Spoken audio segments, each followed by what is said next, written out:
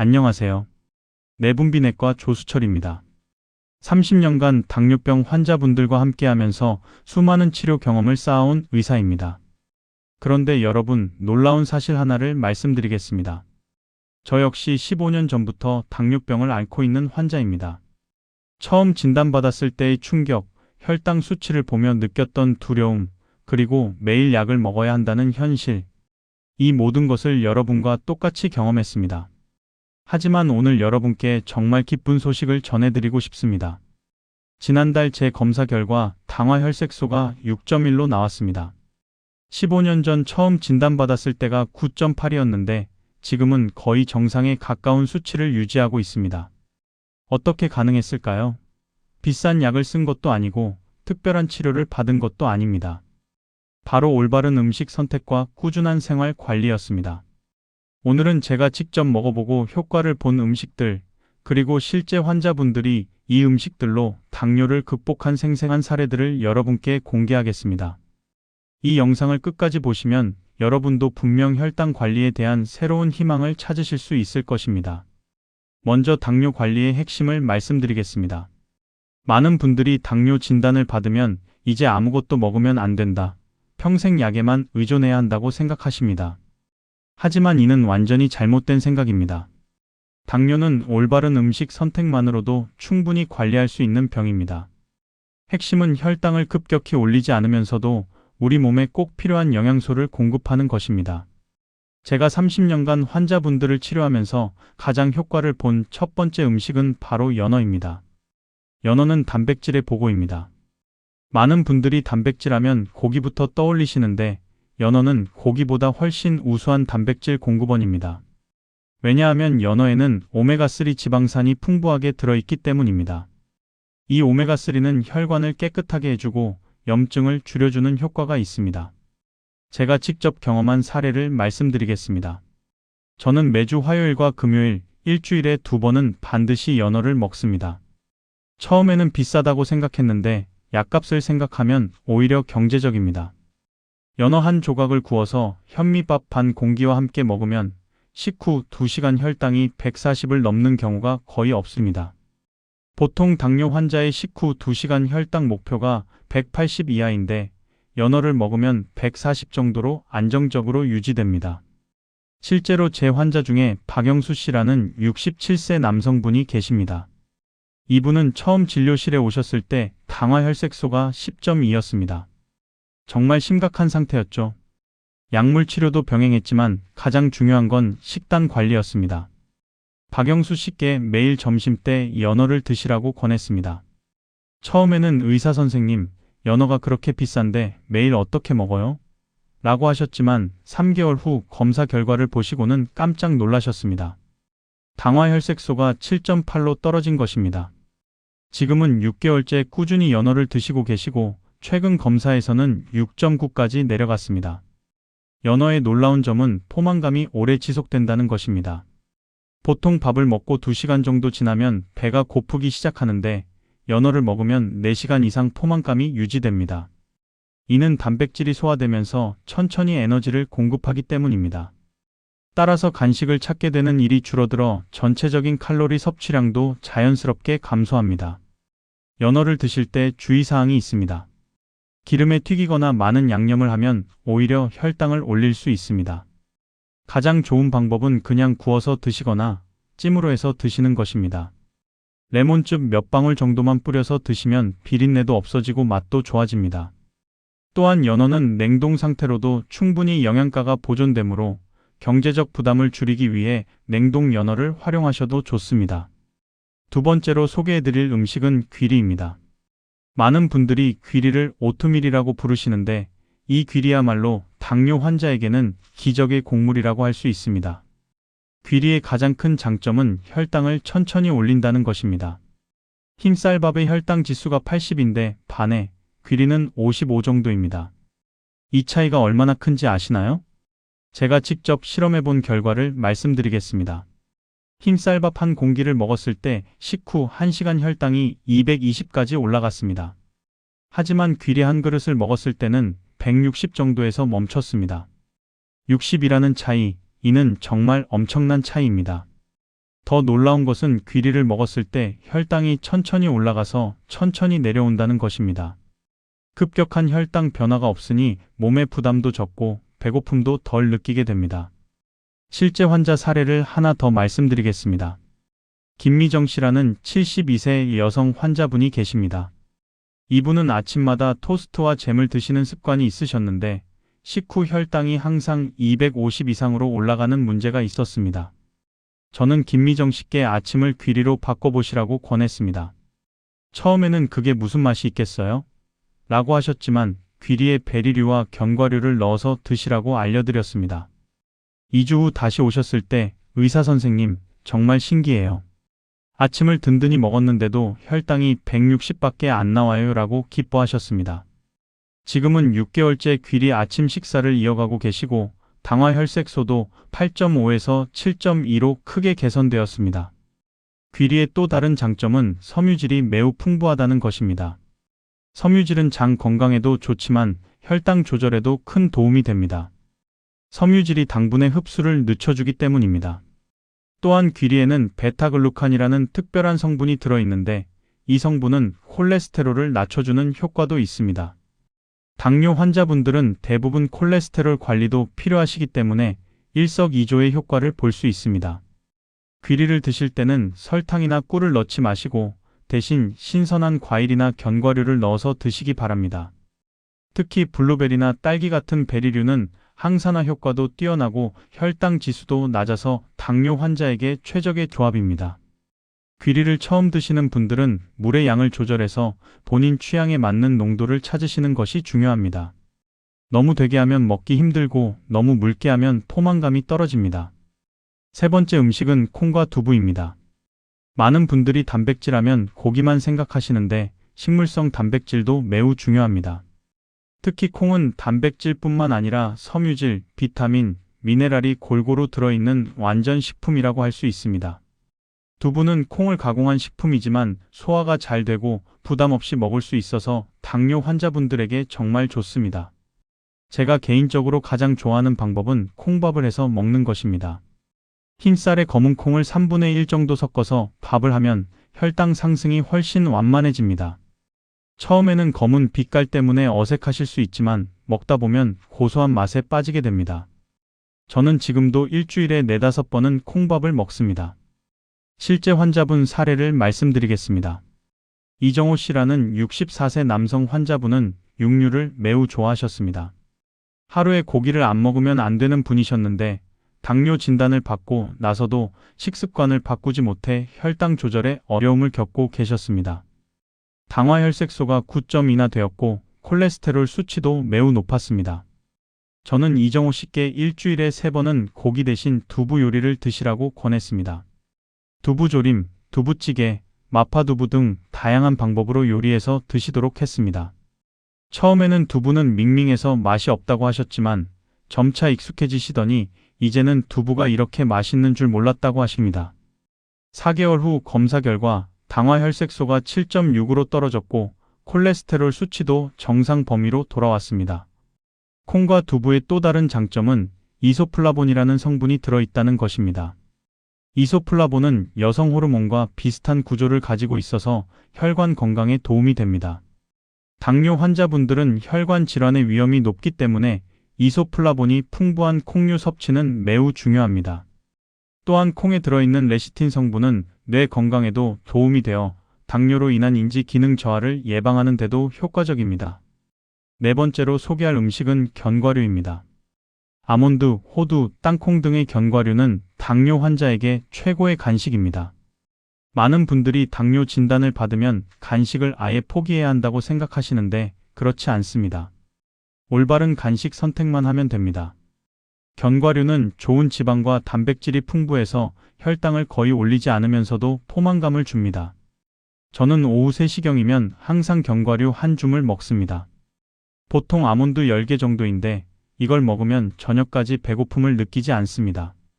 그리고 견과류를 먹기 전후로 혈당을 재어봐도 거의 변화가 없습니다.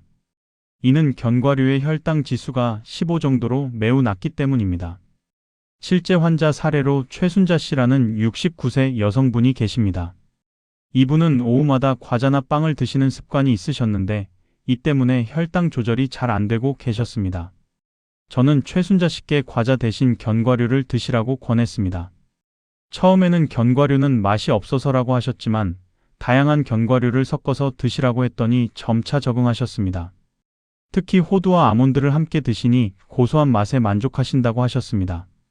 3개월 후 검사에서 당화 혈색소가 8.1에서 7.3으로 개선되었고 체중도 3kg 정도 감량하셨습니다. 견과류 섭취 시 주의사항이 있습니다. 견과류는 칼로리가 높기 때문에 너무 많이 드시면 안 됩니다.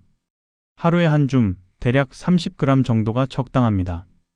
그리고 소금이나 설탕으로 간을 한 견과류보다는 생것이나 살짝 볶은 것을 드시는 게 좋습니다. 특히 호두에는 오메가3 지방산이 풍부해서 뇌 건강과 심장 건강에도 도움이 됩니다. 5번째는 녹색 잎채소입니다.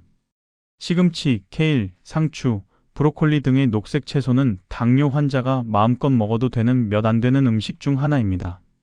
이런 채소들은 칼로리는 낮지만 비타민, 미네랄, 섬유질이 풍부해서 영양소 공급에 큰 도움이 됩니다. 제가 특히 추천하는 것은 브로콜리입니다. 브로콜리에는 설포라판이라는 특별한 성분이 들어있는데 이 성분은 인슐린의 효과를 높여주는 작용을 합니다. 즉, 같은 양의 인슐린으로도 더 효과적으로 혈당을 낮출 수 있다는 뜻입니다. 저는 일주일에 3번 이상은 브로콜리를 먹으려고 노력합니다. 살짝 데쳐서 올리브오일과 마늘로 간단히 볶아 먹으면 정말 맛있습니다.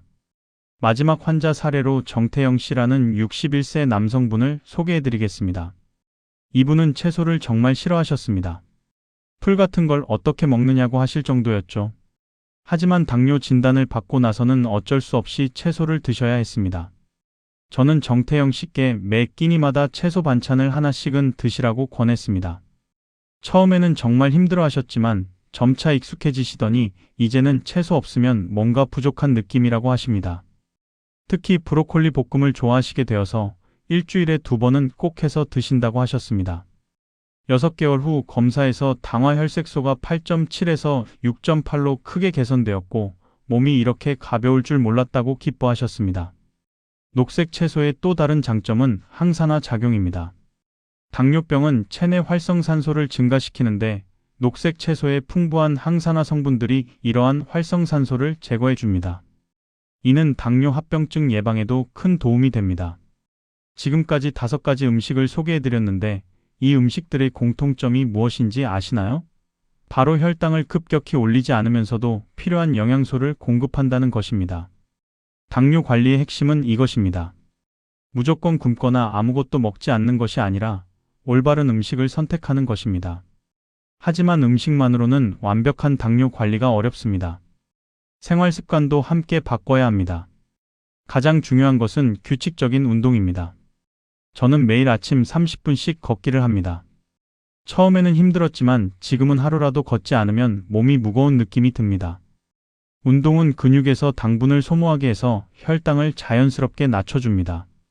운동에 대해 더 자세히 말씀드리면 당뇨 환자에게는 유산소 운동과 근력 운동을 모두 하시는 것이 좋습니다. 유산소 운동은 혈당을 즉시 낮춰주는 효과가 있고 근력 운동은 근육량을 늘려서 장기적으로 인슐린 감수성을 높여줍니다. 근육이 많을수록 포도당을 더 많이 사용하기 때문입니다. 저는 월요일, 수요일, 금요일에는 근력 운동을, 화요일, 목요일, 토요일에는 걷기나 자전거 타기 같은 유산소 운동을 합니다. 일요일은 완전히 쉬거나 가벼운 스트레칭만 합니다. 충분한 수면도 정말 중요합니다. 잠이 부족하면 스트레스 호르몬인 코르티솔이 증가해서 혈당이 올라갑니다. 또한 수면 부족은 식욕을 증가시키는 호르몬을 분비하게 해서 과식으로 이어질 수 있습니다. 저는 밤 10시에는 잠자리에 들려고 노력합니다. 처음에는 잠이 잘 오지 않았지만 꾸준히 하다 보니 생체 리듬이 맞춰져서 지금은 자연스럽게 잠들 수 있습니다. 잠들기 전에는 스마트폰이나 TV를 보지 않고 대신 가벼운 독서를 하거나 명상을 합니다. 스트레스 관리도 빠뜨릴 수 없습니다. 스트레스를 받으면 코르티솔이라는 호르몬이 분비되는데 이 호르몬은 혈당을 올리는 작용을 합니다. 또한 스트레스는 식욕을 증가시켜서 과식을 유발하기도 합니다.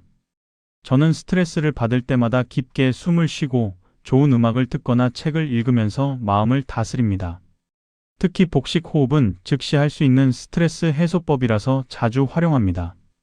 코로 천천히 숨을 들이마시고 입으로 천천히 내뱉는 것을 10번 정도 반복하면 마음이 한결 편안해집니다. 혈당 측정도 꾸준히 해야 합니다. 많은 분들이 혈당 측정을 귀찮아하시는데 이는 정말 중요합니다. 혈당을 재지 않으면 내가 지금 어떤 상태인지 알 수 없습니다. 저는 하루에 3번 식전과 식후 2시간의 혈당을 잽니다. 이렇게 해야 내가 먹은 음식이 혈당에 어떤 영향을 미치는지 알 수 있습니다. 혈당 측정기도 요즘은 많이 발달해서 통증도 거의 없고 빠르게 결과를 알 수 있습니다. 혈당 수치를 일기에 기록해 두시면 나중에 의사와 상담할 때도 큰 도움이 됩니다. 혈당 측정 시 주의사항을 말씀드리면 손을 깨끗이 씻고 건조시킨 후에 측정하셔야 합니다. 손에 설탕이나 과일즙 등이 묻어 있으면 잘못된 수치가 나올 수 있습니다. 또한 체열할 때는 손가락 끝보다는 손가락 옆면을 찌르시는 것이 덜 아픕니다. 같은 부위를 계속 찌르면 굳은 살이 생길 수 있으니 손가락을 바꿔가면서 측정하시기 바랍니다. 식사 시간도 규칙적으로 지키는 것이 중요합니다. 불규칙한 식사는 혈당 변동을 크게 만듭니다. 저는 아침 7시, 점심 12시, 저녁 6시에 식사를 하려고 노력합니다. 물론 완벽하게 지키기는 어렵지만 가능한 한 일정한 시간에 식사를 합니다. 또한 식사량도 일정하게 유지하려고 합니다. 어떤 날은 많이 먹고 어떤 날은 적게 먹으면 혈당 조절이 어려워집니다. 음식을 먹는 순서도 중요합니다. 채소부터 먹고 그 다음 단백질, 마지막에 탄수화물을 드시면 혈당 상승을 늦출 수 있습니다. 이는 섬유질이 당분의 흡수를 늦춰주기 때문입니다. 저는 항상 샐러드나 나물 반찬부터 먹기 시작합니다. 처음에는 습관이 되지 않아서 어려웠지만 지금은 자연스럽게 몸에 배어 있습니다.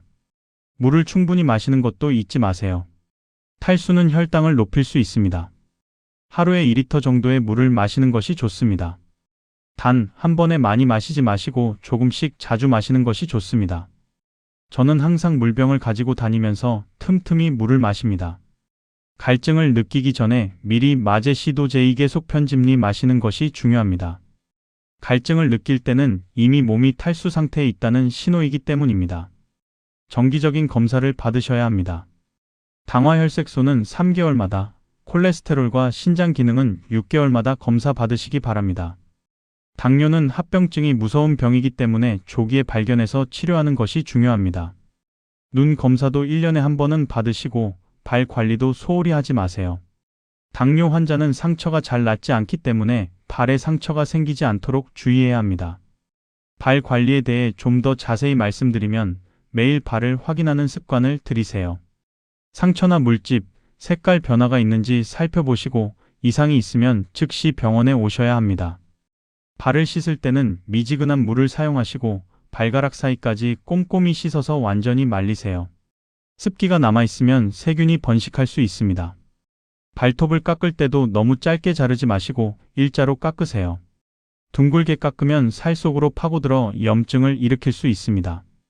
약물 복용도 중요합니다.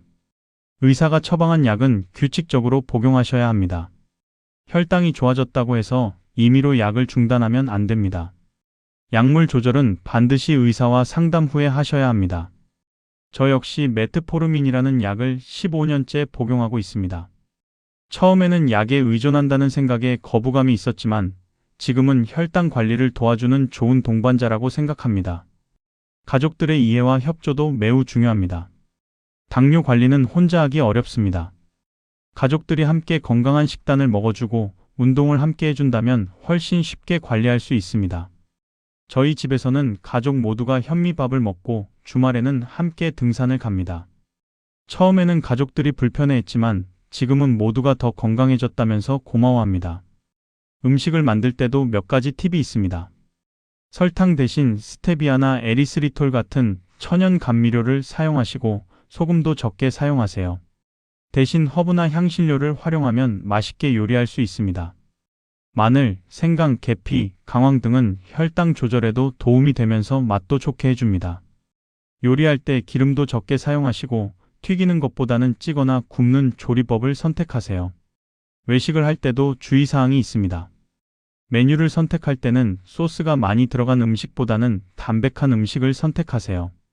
볶음밥이나 덮밥보다는 백반 형태의 식단이 좋습니다. 국수나 면류를 드실 때는 면의 양을 줄이고 채소와 단백질을 더 많이 드세요. 또한 식사 속도를 늦춰서 천천히 드시는 것도 중요합니다. 빨리 먹으면 포만감을 느끼기 전에 과식하게 됩니다. 여행을 갈 때도 당뇨 관리를 소홀히 하면 안 됩니다. 약을 충분히 준비해 가시고 혈당 측정기도 꼭 챙기세요. 비행기를 탈 때는 약을 기내 수화물에 넣어서 가져가시는 것이 안전합니다. 여행지에서도 규칙적인 식사와 운동을 유지하려고 노력하세요. 현지 음식을 즐기시되 적당히 드시고 혈당 측정을 자주 하세요. 겨울철에는 특히 주의해야 합니다. 추운 날씨 때문에 활동량이 줄어들고 따뜻한 음식을 많이 찾게 됩니다. 또한 연말연시에는 술자리와 모임이 많아서 식단 관리가 어려워집니다. 이런 시기일수록 더욱 철저히 관리해야 합니다. 실내에서도 할 수 있는 운동을 찾아서 꾸준히 하시고 모임에서도 적당히 드시는 자제력이 필요합니다. 반대로 여름철에는 탈수 위험이 높아집니다. 더위 때문에 물을 많이 마셔야 하는데 갈증을 느끼기 전에 미리 수분을 보충하세요. 또한 여름 과일을 많이 드시게 되는데 과일도 당분이 많으므로 적당히 드셔야 합니다. 수박이나 참외 같은 과일은 시원하고 맛있지만 혈당을 올릴 수 있으니 소량씩 드세요. 당뇨 환자분들이 자주 하는 실수 중 하나가 조금은 괜찮겠지라는 생각입니다. 한 번 정도는 단 음식을 먹어도 괜찮다고 생각하시는데 이런 예외가 반복되면 결국 혈당 조절이 어려워집니다. 특히 명절이나 생일 같은 특별한 날에 방심하기 쉬운데 이런 날일수록 더욱 주의해야 합니다. 스트레스 상황에서도 혈당이 올라가기 쉽습니다. 감정적으로 힘든 일이 있을 때, 몸이 아플 때, 수술을 받을 때 등은 평소보다 혈당이 높게 나올 수 있습니다. 이런 상황에서는 더 자주 혈당을 측정하시고 필요하면 의사와 상담해서 약물을 조절하세요. 여러분, 당뇨는 절대 포기할 병이 아닙니다. 저도 처음 진단받았을 때는 절망적이었습니다. 이제 평생 약을 먹어야 하나, 좋아하는 음식은 다 못 먹는 건가 이런 생각들로 우울했습니다. 하지만 지금은 당뇨 진단을 받은 것이 오히려 건강한 삶을 살게 해준 계기가 되었다고 생각합니다.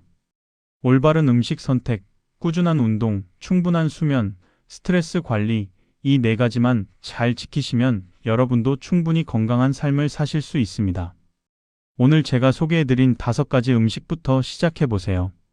연어, 귀리, 콩과 두부, 견과류, 녹색 채소. 이 음식들이 여러분의 혈당 관리에 큰 도움이 될 것입니다. 당뇨는 하루아침에 좋아지는 병이 아닙니다. 꾸준함이 가장 중요합니다. 때로는 혈당이 올라가서 실망할 때도 있고 식단 관리가 힘들어서 포기하고 싶을 때도 있을 것입니다. 하지만 그럴 때마다 초심을 잊지 마시고 다시 시작하시기 바랍니다. 저 역시 15년간 당뇨와 함께 살면서 수많은 시행착오를 겪었습니다. 때로는 혈당이 300까지 올라가서 응급실에 갈 뻔한 적도 있었고 합병증에 대한 두려움으로 밤잠을 설친 적도 있었습니다. 하지만 포기하지 않고 꾸준히 노력한 결과 지금은 정상인과 다름없는 생활을 하고 있습니다. 여러분도 할 수 있습니다. 오늘부터 작은 변화를 시작해보세요. 아침에 토스트 대신 귀리를 먹어보세요. 간식으로 과자 대신 견과류를 드셔보세요. 저녁에 고기 대신 두부 요리를 해보세요. 이런 작은 변화들이 모여서 큰 변화를 만들어낼 것입니다. 그리고 혼자서 모든 것을 해결하려고 하지 마세요. 가족의 도움을 받으시고 의료진과 상담하시고 같은 병을 앓고 있는 분들과 정보도 공유하세요. 함께할 때 더 큰 힘이 나고 더 좋은 결과를 얻을 수 있습니다.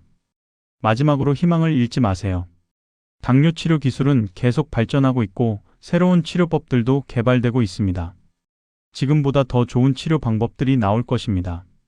하지만 그런 치료법이 나와도 기본적인 생활 관리는 여전히 중요할 것입니다. 지금부터 올바른 습관을 기르신다면 앞으로 더 좋은 치료법이 나왔을 때 그 효과를 최대한 누리실 수 있을 것입니다. 다음 영상에서는 당뇨 환자가 절대 피해야 할 음식들과 혈당을 급격히 올리는 생활 습관들에 대해서 자세히 말씀드리겠습니다.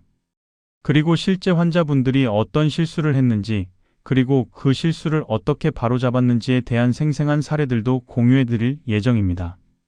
또한 혈당 측정기 사용법과 수치 해석 방법, 응급 상황 대처법 등 실용적인 정보들도 준비하고 있습니다. 여러분의 건강한 변화를 응원합니다.